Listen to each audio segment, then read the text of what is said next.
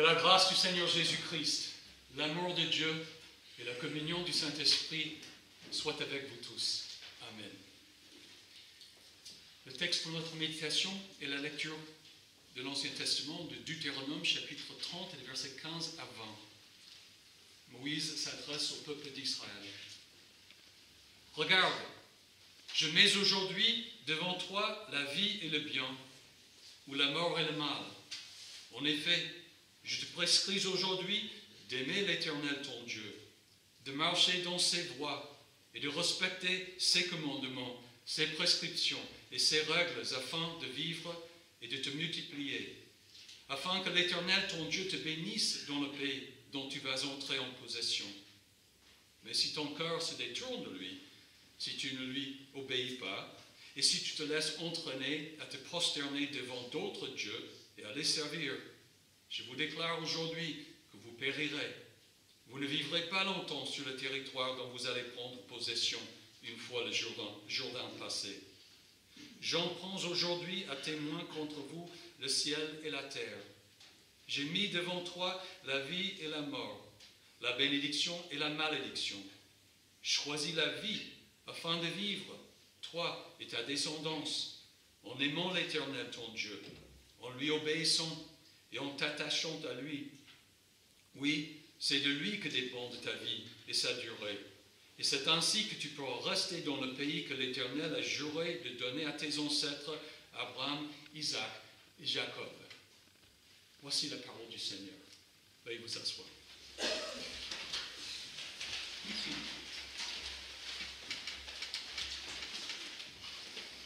Il est peut-être vrai que l'on puisse voir deux côtés pour chaque question.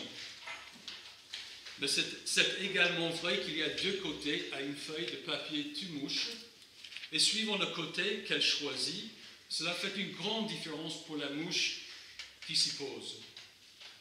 Voilà une réflexion un peu ludique sur les conséquences de nos choix.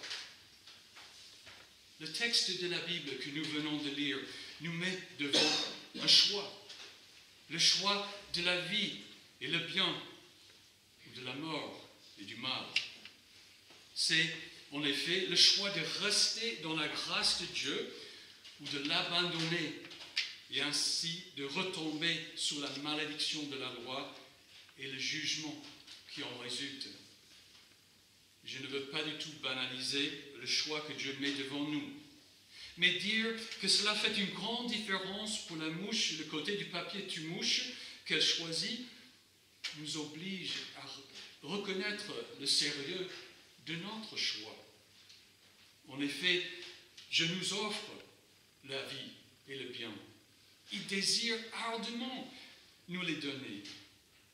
Mais si nous les rejetons en nous détournant de lui, nous allons nous trouver collés sur le mauvais côté du papier tue-mouche.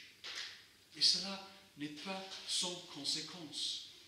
C'est pourquoi il nous faut choisir la vie que Dieu nous offre. Dieu dit à chacun de nous, choisis la vie afin de vivre, toi et ta descendance, en aimant l'Éternel ton Dieu, en lui obéissant et en t'attachant à lui. De quoi est-il vraiment question? Quel est le choix à faire? Voici le contexte de cette parole de Dieu. Les Israélites étaient sortis d'esclavage en Égypte grâce à la puissance de l'Éternel déployée par les 10 fléaux. Ils avaient ensuite traversé la mer Rouge sur une terre sèche, puis avaient rencontré Dieu au mont Sinaï où il a conclu une alliance avec eux. Ils devaient ensuite entrer dans le pays de Canaan, l'Israël d'aujourd'hui, et en prendre possession. Mais ils en eurent peur et ont refusé d'y entrer. En conséquence, ils ont passé 40 ans dans les régions désertiques entre l'Égypte et le Canaan, jusqu'à ce que toute la génération d'incrédules meure. Maintenant, leurs enfants étaient prêts à traverser le Jourdain et à entrer dans le pays promis que leurs parents avaient refusé. Moïse ne va pas les conduire jusque-là et donne donc son discours d'adieu. Il leur rappelle la promesse d'héritage faite à leurs ancêtres, Abraham, Isaac et Jacob. Il leur rappelle la puissance et la fidélité de Dieu et tout ce que l'Éternel avait fait pour eux. En effet, l'Éternel aimait ce peuple et voulait le bénir. Il ne les avait pas fait sortir d'Égypte pour rien, mais pour leur accorder sa grâce, la vie et le bien. Du coup, Moïse appelle Israël à demeurer dans la grâce de Dieu. C'est ça le choix à faire. Regarde, je mets aujourd'hui devant toi la vie et le bien, ou la mort et le mal.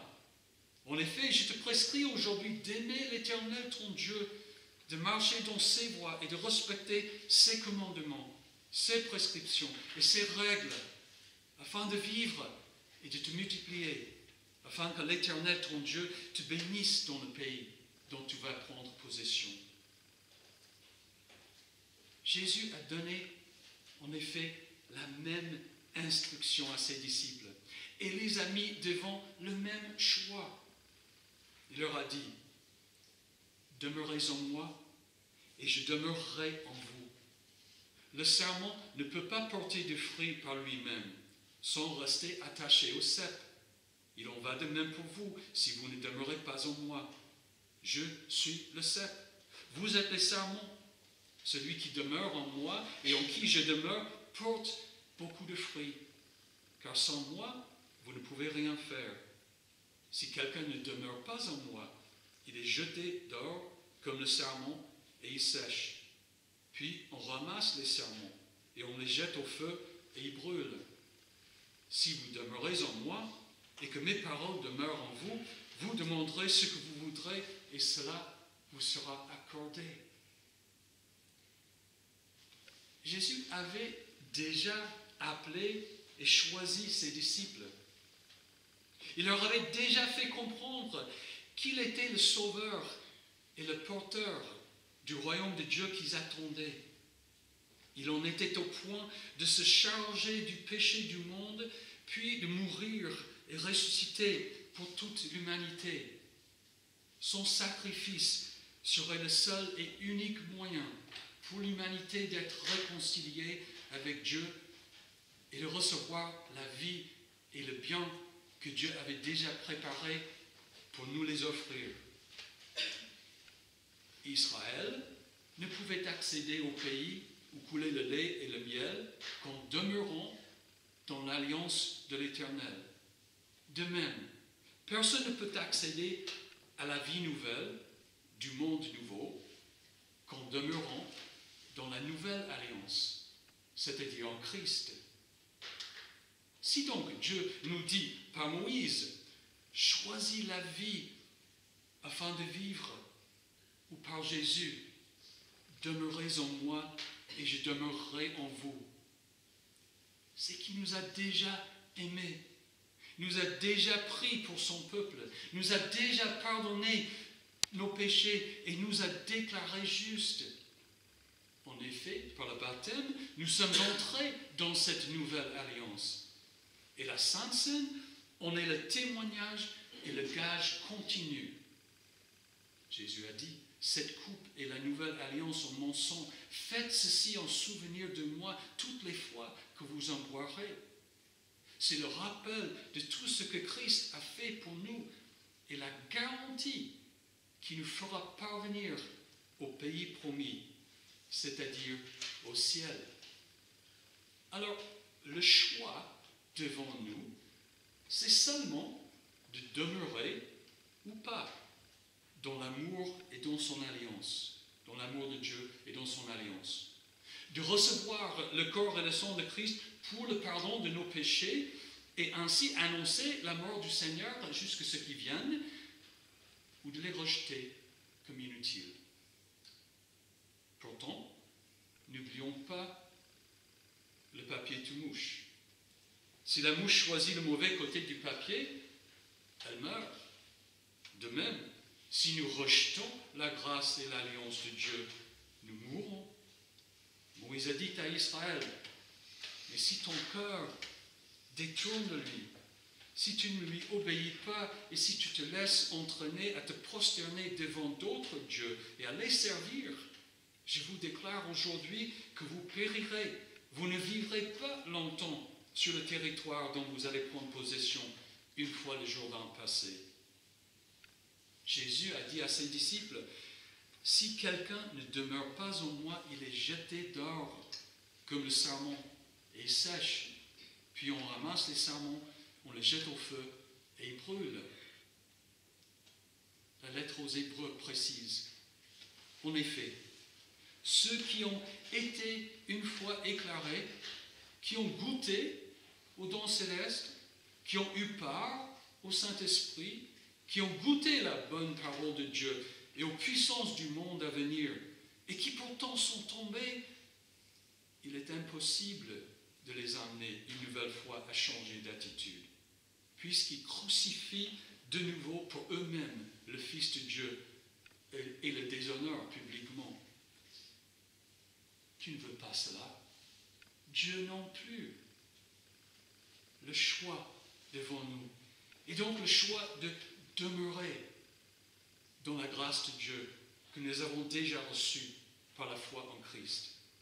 C'est le choix de demeurer dans la nouvelle alliance qui a été conclue avec nous lors de notre baptême et qui est renouvelée à chaque célébration du sacrement de l'autel. Et quelle est la nature de ce choix? C'est-à-dire, comment se manifeste-t-il en nous? Il se manifeste dans la vie nouvelle. Moïse a prescrit aux Israélites une vie fondée sur et formée par la parole de l'Éternel. En effet, je te prescris aujourd'hui d'aimer l'Éternel, ton Dieu, de marcher dans ses voies et de respecter ses commandements, ses prescriptions et ses règles, afin de vivre et de te multiplier, afin que l'Éternel, ton Dieu, te bénisse dans le pays dont tu vas entrer en possession. Jésus a prescrit la même chose à ses disciples. Si vous demeurez en moi et que mes paroles demeurent en vous, vous demanderez ce que vous voudrez et cela vous sera accordé. La vie centrée sur la parole de Dieu, c'est la vie animée par l'Esprit de Dieu, tel que l'apôtre Paul le décrit, l'explique dans ses lettres. C'est le fait de nous débarrasser du vieil homme, c'est-à-dire la nature propre, la nature pécheresse, de nous revêtir du nouvel homme, c'est-à-dire la nouvelle nature, celle qui est renouvelée à l'image de son Créateur. Grâce au sacrifice de Jésus-Christ, Dieu a conclu une alliance avec nous et nous sommes déjà nés de nouveau. Nous avons reçu cette nouvelle vie par le moyen de la foi. C'est ce que nous appelons la justification. Dieu nous a déclarés justes. C'est fait.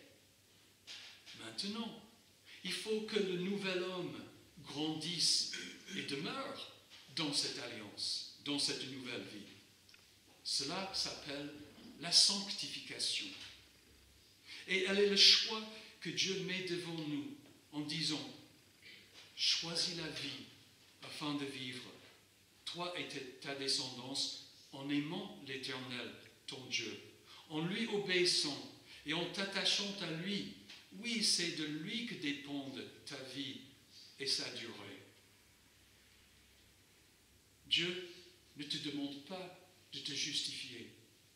Il ne te demande pas de faire quoi que ce soit pour bénéficier de son alliance et du sacrifice de Jésus-Christ. Ça, il t'a déjà offert. Il te demande simplement de te laisser conduire par son esprit, par le moyen de sa parole. Soyons clairs sur la nature du choix devant nous. Sanctification ne veut pas dire devenir saint devant Dieu. Cela est l'œuvre de la justification. La sanctification est la croissance du nouvel esprit et de la nouvelle nature qui naît en nous lorsque nous recevons la foi en Jésus. La vie nouvelle est créée par Dieu et continue à se situer dans la dépendance absolue de Dieu et de sa grâce. On ne peut pas vivre la vie nouvelle sans reconnaître ses péchés chaque jour et sans croire que les péchés sont pardonnés au nom de Jésus. Toutefois, ce choix, c'est-à-dire la sanctification, est radical et parfois pénible, car le vieil homme doit mourir. Luther a écrit dans le Petit Catéchisme que le baptême signifie que le vieil Adam en nous doit être noyé dans une contrition et une repentance de tous les jours, qui doit mourir avec tous ses péchés et ses convoitises, et que tous les jours aussi doit renaître et ressusciter en nous un homme nouveau, qui vive éternellement dans la justice et la pureté devant Dieu. Un autre théologien précise que le vieil homme ne peut pas être sanctifié. Il a été crucifié le jour de notre conversion, dit Paul en Romains 6. Donc le but n'est pas qu'il soit sanctifié et amélioré, mais qu'il meure. Nombreux sont ceux qui comprennent mal la justification sur ce point. Ils s'efforcent de rendre le vieil homme saint. C'est inutile. On ne peut pas rendre bon ce qui est mauvais de nature. Le vieil homme doit mourir. Pour tuer le vieil homme, faire grandir le nouveau et demeurer dans la nouvelle alliance, nous n'avons qu'à nous laisser conduire par le Saint-Esprit, par les moyens de grâce, c'est-à-dire la parole de Christ et ses sacrements. Choisis la vie afin de vivre, toi et ta descendance, en aimant l'Éternel ton Dieu, en lui obéissant et en t'attachant à lui. Oui, c'est de lui que dépendent ta vie et sa durée. Comprends bien, le Seigneur Jésus t'a déjà donné une vie nouvelle par ton baptême. Il la fortifie à chaque réception de la Sainte Seine et désire que tu demeures dans sa grâce et dans son amour.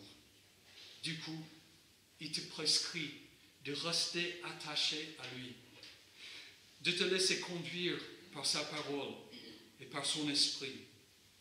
Là, il y a la vie et le bien, et tu échapperas au mauvais côté du papier que tu mouches.